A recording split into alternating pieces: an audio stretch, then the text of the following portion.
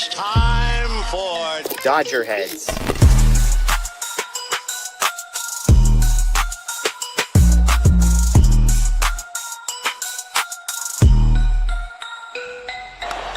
high fly ball into right field. Hey, Dodgers have won it all in 2020. Shohei Ohtani, 50-50 club. Strikes him out. There's a drive. Shohei Ohtani. Freeman hits the ball. She is gone. Birthday party, Los Angeles. Your Dodgers have won the World Series.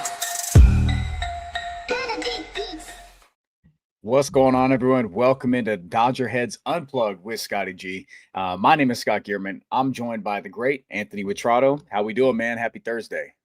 Happy Thursday, man. I'm doing all right. Out working on some Ryder Cup stuff, but was able to stay up late and catch that invigorating blown save and then recovery last night. So magic number down to 1. There we go. Yeah, magic number down to 1. Blake Williams and I, we got into it last night. We talked on the post game. We did a kind of a surprise one. We wanted to give people kind of what they wanted there. That roller coaster marathon game where you got to see Dave Roberts use absolutely everybody. Torey Lovello from the Diamondback side does exactly the same thing because they're fighting for a playoff spot as well. Just from what you saw, what you looked at, saw from the offense, saw from the relievers, what stood out to you the most? And I'm pretty sure I know what it's going to be. But take me where it was. What last night really stood out to you? 2 things stood out to me. I think that Dave Roberts isn't going to make Blake Trinan happen anymore. You know what I mean? Like he's like Fetch in Mean Girls. Like it's not happening, bro. Stop. And not that you have to stop pitching him or that he's a guy that you have to leave off the playoff roster. I think probably there's a role for him still because of, what he did last year. I know Jeff really clings to the 2024 Blake Trinan, but he ain't that. 2024 Blake Trinan in the regular season had an ERA that started with 1. Right now his ERA starts with a 4 or a 5, something like that. It's up there. Yeah. And so it's not the same dude. But like using him right now, I think has to be in low leverage kinds of situations to try to get him right. And when he's struggled in the past this season, Dave has said like, okay, we're going to start using him in lower leverage. And it never happened. He kept throwing him in the 8th and the 9th innings of close games. So that was a big takeaway for me. Like this is not a thing anymore that you can keep trying. Not when you're sort of backs against the wall as soon as you start in October with the 3-game series, right? Like you and the other team have your back against the wall and you're throwing haymakers immediately. There's no filling out process in that kind of series. And so that was a big one for me. And then the second one was the emergence of Roki ? I mean, that's as good as he's looked in a Dodger uniform. The 4-seamer with run that was touching 99, 100. That arm side run on a 4-seamer is insane. Yeah. Who knows if that lasts? And you only see the highlights in OKC, so I'm not exactly sure how normal that stuff was with the fastball shape. But if that's kind of what it's starting to look like, that's promising. That's a lot better than it looked like in April. And then I think, the splitter, he had some trouble commanding it, but it was still nasty. You could still see the movement on it. He just had to get a little better command of it. And you looked at some of the reactions from the hitters, like not their facial reactions, but like their body reactions on swings or pitches that they took and things like that. And that is a definitive sign that a guy's stuff is good. And he looked really good last night. He in one outing opened up the door wide open for a conversation of what his role could be in October. Yeah, and I was really pleased because lots made of the psychological stuff with rookies and changing of the roles, and we saw how it really exhausted Ben Kasparius this year. Sliding from reliever and then someone that we could count on in the bullpen, and then they had a need for starting pitching. Then you stretch him out, and you got to see the season really wear on him and the changing of the roles. But with Sasaki, tough performance to start, open his rookie season, has an injury. They slow it down, probably diagnose him a bit, works his way back, and Now it's Roki. How can you impact this team? Because starter, we've got to do some tinkering. We've got to expand on the pitch mix. And I love that you brought up his pitch mix because there's a lot to be made of that and stuff we haven't even seen yet. Last night, his speed differential goes from he's triple digits all the way down to 86 with the split. We haven't even seen the cutter that he worked on in AAA. We haven't even seen, and that's the four-seamer that's charted on Savant. We know that he's been working on a sinker, and that's where and that's a good point. I'm calling it a four-seamer. They were calling it a four-seamer last night. I don't know if that's I know exactly what you're talking about. Yeah, it was electric, and that's where that triple-digit fastball, where he re-unlocked this velocity that he showed early on in the year. This triple-digit stuff. It's even though the shape of it looks terrible, it was one of the worst fastballs in Major League Baseball per what it was, and I think it was the worst. Now that I think about it, but when you have a complementary arsenal to work that in, he's able to do some things. So with how the debut for him in that role went, it went as good as you could. It went as good as it could for him because that psychological bump now where he steps off the mound, clean inning, Dave Roberts, let's chart this one down. And now when he's ready to go again, let's see how he does perhaps on a back-to-back. I don't know if they shy away from it, but you've got to see how much you can use him and where you can push him. Yeah, I'm with you on those. All things all around. The offense did enough to win a ball game. Situational stuff there. Torey Lovullo really gave away some outs, but the Dodgers responded when you had to. Edman with a swing, and that's how it works. But yeah, I'm with you on the Blake Trinan stuff. He got away with one to James McCann. That was a sweeper, just caught him off guard, crowded him a bit, get out of the inning, move on. Justin Robleski looks like a dog, and then go from there. So that's my main takeaways. Yeah, for sure. You cannot continue to give up 3 and 4 run leads. Like, we can talk about every once in a while, oh, well, the offense has to do more or whatever. And that is fine. And there have been those instances, but far too often we are watching guys like Trinan, Kopech, who's probably done, Yates, who's probably done. But even some of the others give up 3-4 run leads after the 6th or 7th innings. And that cannot keep happening. That will be their kryptonite. I know Jeff, our buddy Jeff, put something up on Twitter yesterday where he laid out kind of like, if you put a bullpen together and you're not counting on Trinan and Tanner Scott to like be at the back end of it, it actually doesn't look too bad. And I tend to agree with him. It doesn't actually look that bad if you can do that, if Roberts can manage it that way. And especially like maybe there's a Roki in there, maybe there's a Kershaw in there. I think it starts to look a lot better. But the giving up multiple run leads is just, it's getting very, very old. And this division should have been wrapped up probably like 2 weeks ago, in all honesty. They've been playing pretty good baseball. Like I think they've won like 11 of their last 16 or something like that. It's something around there. And all of those losses are like, they're all on Blake Trinan's name. I think we've all seen that stat, but they're all bullpen meltdown kind of losses. And so, you take 2 of those things away even, and this thing's already wrapped up and they're cruising right now. So yeah, I think that he just, hopefully Dave, once the clock strikes October, he sort of changes up what he's looking at. And he's like, okay, we're going to go with the guys who are actually producing now. Yeah, I agree. Dave Roberts last night shifted some guys around. I expect him, like I said earlier, they're charting all of this stuff. They're looking at all of these things, the positive outcomes, how they can tinker with some things. I know people have a lot to make about kind of going through it with your bullpen at this point. This is the reality of the Dodgers bullpen. You got to do it.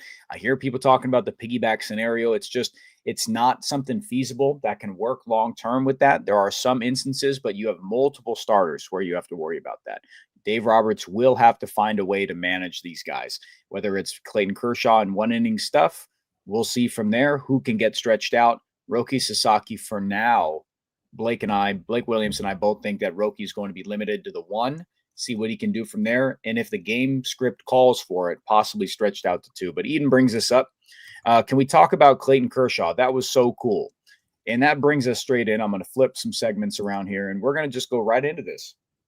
Clayton Kershaw in a high leverage bullpen role. I don't know how high leverage it can be, how much they'll entrust him with that, but all options are on the table. This is a bullpen where we can throw traditional stuff completely out because their perfect method of not having a set ninth inning guy or a roadmap, it just didn't work out. Tanner Scott's not that guy. So everything's out the window, man.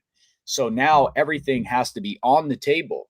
And Dave Roberts goes to Clayton Kershaw in the ninth inning for the first time as a reliever since 2019. And he goes 1, 2, 3. I know results, but there were some hard hit balls there. And Tommy Edman squiggled lines his way to a catch off Ketel Marte in center field, gets the job done. But that's how Clayton Kershaw's lived this season. Not a lot of strikeouts, gets contact outs. Clayton Kershaw is going to be willing and ready to do whatever it takes to be a contributing factor. I don't know how often that will be, but I definitely believe that we can see this be a thing. Yeah, I think so. And look, I think the reality of the situation is that they kind of need him there right now.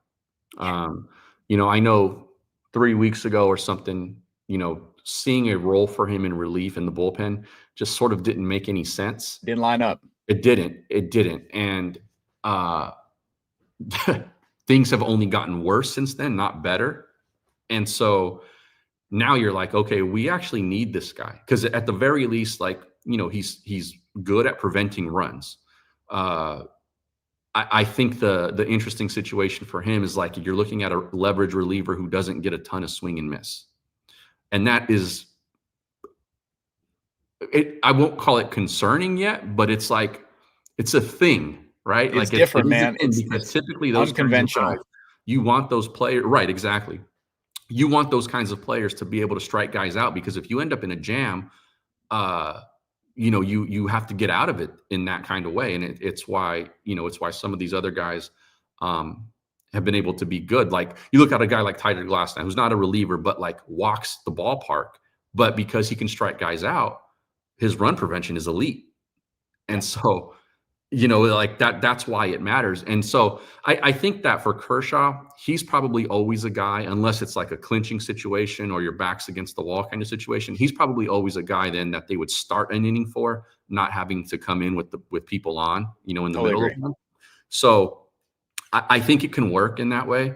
And let's just be honest, call a spade a spade. He's better than a lot of the options that they have in there right now. Yeah, it's definitely, there's still concerning factors with the righties. Roki stepped right in.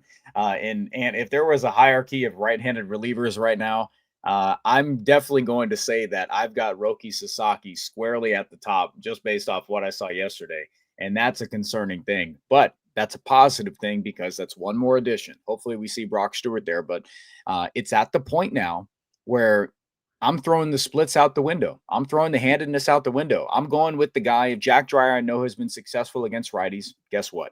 I'm comfortable putting him there. I know he got in trouble yesterday. Or no, yeah, he did. Got a little bit in trouble yesterday, but Edgardo Enriquez just gives up a lot of contact. That's just how it's been going. I know he had a real bad luck inning there, so a couple things went south, but Clayton Kershaw is definitely in a spot where I'm going to throw some handedness out the window, and if it's a spot that lines up for him, he knows how to get outs. He's been doing that this year with, is it diminished stuff? Yes, it's diminished stuff from what we're usually seeing out of him, but he just knows how to get outs.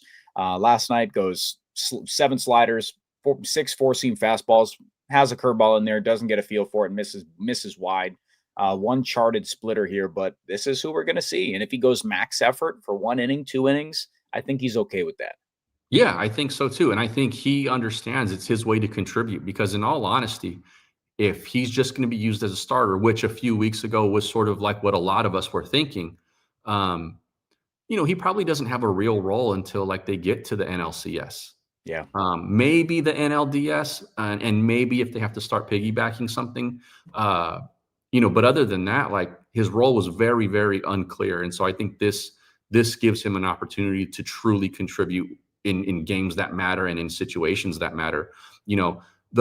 He's so much better at getting some soft contact typically, and like just being able to prevent runs, like we said, and not walk guys as well without the strikeout stuff. And we saw last night, like the other side of this, of where like why it does matter for certain leverage kinds of relievers, like Enriquez. right? He doesn't strike guys out. So like if he walks somebody or hits somebody or gets a swinging bunt like he did last night, right? And the guy gets on, he doesn't have the swing and miss kind of stuff to get himself out of it. And so it makes him a lot more volatile. And with Kershaw, even though he doesn't have that stuff, he's just way less volatile than that. A lot of it is because he doesn't put guys on. Yeah, no, I'm totally with you, man. The more I looked at it, it felt like he's doing absolutely whatever it takes. And Dave Roberts has had the conversation that, we need it. We need any option possible. The rotating bullpen turnstile is going to be on until the lights go on in October. So everything has got to be on the table here. And with what Clayton Kershaw provided last night, I felt, kind of a comfortability with it. Whether it was something new, whether it was a different cast of characters out there, it was something different. And it was the mindset that he's coming in having success as a starter, and it's different. Same thing with Roki. I was talking to, last night about it. It was a different option. It wasn't the same that, Vesia came in and blew the game. And it was, somebody different that's been out there in that same cast doing it as well. My point is that the infusion of outside relievers, I think without having that downer mentality, has been a positive for Roki. It's going to be a positive for Clayton. So if you're able to ride that and the bullpen can see some success from some new guys, new faces in the bullpen, it's going to be a positive thing. And I think they have to ride that. I think they have to continue to expand on that. Just like what you said a couple minutes ago, Ann. Weeks ago, I didn't know how Clayton Kershaw fit into the mix. I know he's earned a start. I was hoping that they would find a way to do it. It would definitely be in a 5 or a 7 game series. But flat out based off need, he's got to be a factor. He's got it. And then in one way or another, I don't know how much, but there's just not that many options that Dave Roberts can trust. And he can trust Clayton Kershaw to do some things. So however that spins out, he's going to be on the roster, I believe, for the wild card round. Somebody will get bumped off because I think they're going to go a little bit less on handedness. And if Clayton Kershaw can be a plus, they're going to keep it around. Yeah, and I think that's the other advantage to putting him in that role, right? Is that the platoon splits don't matter for him. Mm-hmm. And so, he can get out whoever he needs to get out from whatever side of the plate. So he saves them a bit in that way, even though he's a lefty. And he can get right-handed hitters out too. So at this point, as long as this week goes the way last night did, let's say for like Roki, Brock Stewart comes back, you're scrapping a big portion of the bullpen that we've seen this month once the calendar flips and going, later, dudes. We'll see you. Kirby's already gone. We'll see you, Kopech. He's already gone. Yep. Tanner Scott, you're probably going to be on the roster. Blake Trinan, you're probably going to be on the roster too. But say bye-bye to those 8th and 9th innings with the 1-run or 2-run lead or a tie game. Like it's got to line up. It's got to line up really well. They've got to be throwing the ball. Look, Trinan looks gassed. Kirby Yates looked tired for a really long time. We saw how that played out. Tanner Scott, admittedly, I like the approach from changing it up from being very fastball heavy, but it's the part of his game where it's uncompetitive pitching, and it's the snowball effect from that. You can't have everything starting barely inside the zone because you can just like Jerry Hairston in the post-game cast, they talked about it on SNLA. Made a great point. When you can just cut off half the plate with Tanner Scott, it just cannot be a thing. He's not using anything arm side. Everything is in to righties. So that's why that little stretch of, I think he had 4 scoreless appearances in a row, and it was fine, but none of that looked dominant. None of it looked promising, right? And then he was just spamming sliders. It was just whiffs. It was just some whiffs, and then everything was just sliders. It was something new. It was right. It was just something different. And then now it was guess what? Everybody knows what you're doing now again, and they're going to force you to put the ball back in the zone, and he can't live there. And so I don't know what's wrong with them. We got him for a few more seasons, or is it a 3 or 4 year deal, whatever it is. But hopefully he figures it out, because I do still think there's elite reliever kind of stuff in his body. It's just not. I don't think we're turning that around right now. Not a chance. Yeah, there's a point where it's too late to turn it around. It's too late for a drastic overhaul to turn around. You've got to have some strong momentum with a guy that low. It just doesn't. There's no switch to flip when it comes to that level of performance down there. for it to suddenly return to dominance outside of, getting clocked on the head and something like switching like in Rookie of the Year. It's just not going to happen like that. Right. But yeah, you look around, Clayton Kershaw has got to be a piece. I'm still good with every single lefty, sans Tanner Scott. But yes, I believe that they've got enough from the left-hand side. Now it's about adding Roki into the right-handed mix there, Blake Trinan in whatever capacity Dave wants to use him, and Brock Stewart still on the horizon here. And then if I don't believe Will Klein will have enough run, they haven't used him. But from the right-hand side, you've got 3 guys. The rest lefties, just kind of patchwork it together. Yeah, and Brock Stewart, probably still an option. And so if he can come back and he's fine, that's another weapon. And I think it gives Robert some leash on a guy like Trinan. Yeah. Because I think Scott, I don't know. Like, I know what Dave has said, but like, I can't see them using him in any sort of leverage anytime soon. Trinan, I feel like he might still go to that well. So if you can have another righty in there who's elite again, and can get guys out from that side, then I think that's a big deal because it allows Dave to go to somebody else aside from Blake in certain situations. So, with Trinan too, it's just, from the start when it's bad. Yes, you do. It's when the sweeper's not there, when he can't land that sinker, everything, when the stuff has so much run, so much movement, it's got to start in a good spot so it can end up in a good spot. Yeah. And when that's not happening, it's just, yeah.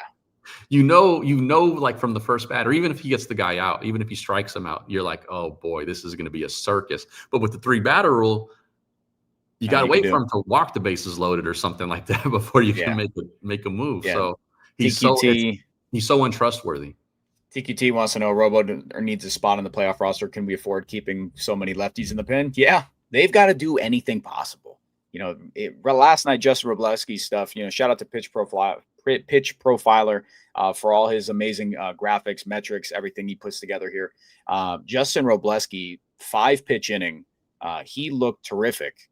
Sorry about that. It's an 8-pitch inning. I apologize. Justin Robleski looked great. Pro Stuff Plus 107, 4-seam fastball 119 Pro Stuff Plus. So he looked incredible. I love what Justin Robleski's got. When he was pitching in LA and had that big meltdown inning, that's one of those innings where you could see it coming from a mile away. First batter, you could see it just was not there, and then it snowballed. But he's got good enough stuff to pitch at the back end of games, and that's a positive thing. When the stuff looks good, when you have a dominant outing, you've got to keep those guys around. It just doesn't matter. He's been good for a bit of time now. And so I love what Justin Robleski's got. So TQT for sure. I think they're able to do it. And he definitely has to be in the mix. He could be someone's second round, but Justin Robleski is someone that deserves to be around if they can make it happen. Steven wants to know, where is Kasparius? Rather see him than Trinan. I would as well, Steven, but Blake Trinan just feels like a guy it'd be impossible to leave off a roster. And Ben Kasparius has had a really up and down 2025 season. And that's been the tough part. I don't think that they'd be confident putting him back up there. If they suddenly do, I know that the OKC season, is wrapped. So I think that Ben Kasparius has the stuff to do it. He has the experience to do it. But it's just been a down year for him. I think they might just want to not scrap the season. They want to just put a close on it, diagnose in the offseason, bring him back in 2026, and then go full strong there. We haven't heard any buzz about Ben Kasparius rejoining the team. And I think he's a guy who will kind of remain on the taxi squad through the playoffs, right? Like if somebody goes down and, then he may be a guy who gets his name called. But beyond that, I don't think he's really an option, especially with the others who are coming back. Like, I think he gets sort of boxed out there anyway. And as much as we may not want to see it, Trinan and Scott are going to be on the playoff roster. Yeah, absolutely. A couple more here. Lucas says, it's a big day when Ant's in the house. Let's go. Yeah, it's a possible pool party day. It's a possible pool party day in Arizona. And that's what the Dodgers are staring at. Clinch day. I had to come on and be here for when my guy Roki had some positive news going on in his life. And the big Kirsch coming out of the pen, it feels like there's some new light here for this team going into October. It's just fresh faces, that's just the positive. It's just like new outfit, first day of school, doesn't matter what else goes on, something new, right? It's just stepping in there. We haven't seen the bad results with Roki out of the bullpen. We haven't seen the bad results with Clayton out of the bullpen. So until that stuff happens, it's something different than the norm. And I think that's a big positive for it. And that's why I think and it went well. It went well. Both of them went well. And I think that's why we're so good with it. I'm confident in Kershaw, like that he'll be fine. I would really like to see Roki get a couple of more outings out of the pen. Some big spot. Dave Roberts comes in. There's a big inning. Close out the last 3. If it's an 8th inning bridge, just to get a good, like a strong hold. There's different ones. Just a big hold there in a 1-run, 2-run ball game, and just be dominant. Maybe get a bloop single somewhere and can just mow it down the rest. Yeah. Something that he can put a feather in the cap and, keep putting in his mind that, yes, this leverage stuff, I could do this. This pressure stuff, I can do this. Let's see. So Laura wants to know, do we have enough to go all the way? Well, let's talk about it right now. Dodgers are locked into the wild card round officially. There's no shot for them at the 2nd seed, no shot at the 1 seed. That's already been done. So the Dodgers are locked into a wild card round here. They have the one game magic number. You lock that in, then the Dodgers will host 3 games in the playoffs at Dodger Stadium. A monumental collapse would have to happen for it not to be a thing. But the Dodgers are staring at a pool party today. If that's a possible thing, then Laura wants to know, do the Dodgers have enough to go all the way? That's a strong question. You don't have to answer the final thing, Anthony, but the Dodgers have enough to be a damn competitive team that can push towards a World Series title. Yeah. I think here's the thing. I think every team in the National League, maybe with the exception of like the Reds or the Diamondbacks, if one of them happens to still sneak in this week, has enough to get themselves to the World Series. And I say that because everybody else around them has significant flaws on the roster. For the Dodgers, that's the back end of the pen. Maybe they're fixing that. But do they have enough? Yes, absolutely. I think it's partly because they have elite starting pitching. Yep. Like some of the best we've ever seen in terms of a rotation for the playoffs. And an offense that has the potential to be, elite, but is currently pretty good. And so you mix those two things, and it's a recipe that can get you a long way under the right circumstances. Now, again, you cannot continue to blow 3 and 4 run leads that your offense and your starting pitching give you. If you're the bullpen. So that is obviously their weak spot, their soft spot. But the Brewers have injury concerns. They have rotation concerns. Can they slug enough? That's a huge concern for the Brewers when it comes to them facing good starting pitching. The Phillies have questions in their rotation. Yeah. So everybody has their own kinds of question marks. Like if you go into these situations and these conversations with those fan bases, they hate their team too, in some way. And so, yeah, I think this team is good enough. And the catalyst for that, the engine for that is going to be the starting pitching. Yeah. Cool, man. We're getting some super chats here. Let's just motor through it. JY says if the Dodgers were ever interested in trading Tanner Scott, or their teams that might show interest feel that way, they can help them turn it around. Look, I don't think a team around Major League Baseball after this season would want to trade anything. It would have to be a scenario like where the Atlanta Braves basically purchased Raisel Iglesias' contract from the Los Angeles Angels after the Angels signed him to that extension there. The Angels just gave him up for, I forgot who it might have been like Matt Davidson, something completely random. They're not dumping that contract. If they do, then they're going to have to attach something to it or give him away for nothing. It's just a matter of how much contract they want to eat, or if they want to take, a super low prospect in return and just hand a possible, when he's right, a top end left-handed reliever. So JY, I don't think the Dodgers would be able to do it. I don't think a team wants to take that. It would be tough to move that money. I know teams around the league have it, but it's just a commitment. And do the Dodgers want to give up after 1 year?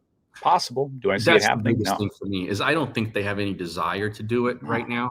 Like, I think they still think he can be an elite reliever. And I still do too. I think that there's still that in there for him.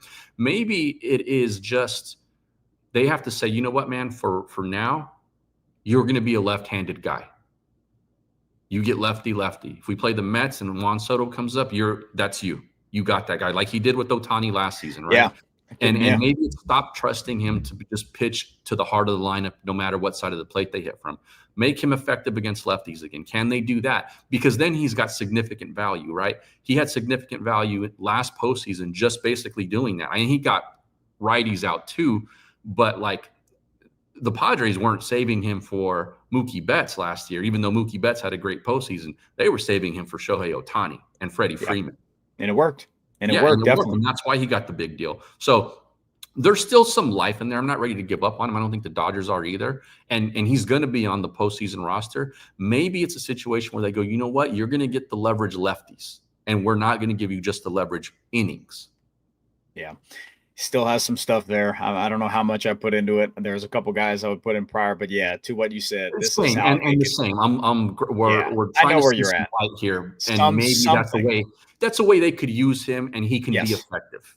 Agree. Totally agree with that. If you're gonna carry him, you've got to find a spot for him. If you're gonna bury him on there, then just don't carry him. If you're gonna bury him to never use him, just don't carry him on the roster. You've got to find some positive in JY to how he can help turn it around and be some piece of use for the Dodgers. It might be that. You have to milk some kind of value out of him if he's going to be there.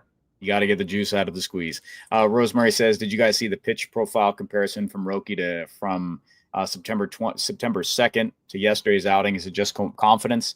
I didn't see it, but I do know with what Roki Sasaki has in his Rosemary, I'm not speaking to your question. I didn't see the thing, but I'm just telling you that we haven't seen yet what Roki's been working on in AAA. He displayed a cutter. The sinker that he displayed last night is what happened in AAA. I know it charted as a four-seamer, but it had a ton of run. That is not the normal four-seamer that he's had. I know that he's got an expanded arsenal so far. He's still tinkering with some things there. Hasn't thrown many sinkers. We know about the split, but the cutter he didn't even show. And once he's able to do that, we're going to see another step in what he possibly can do, and what I ultimately think the long-term piece with him is as a starter still.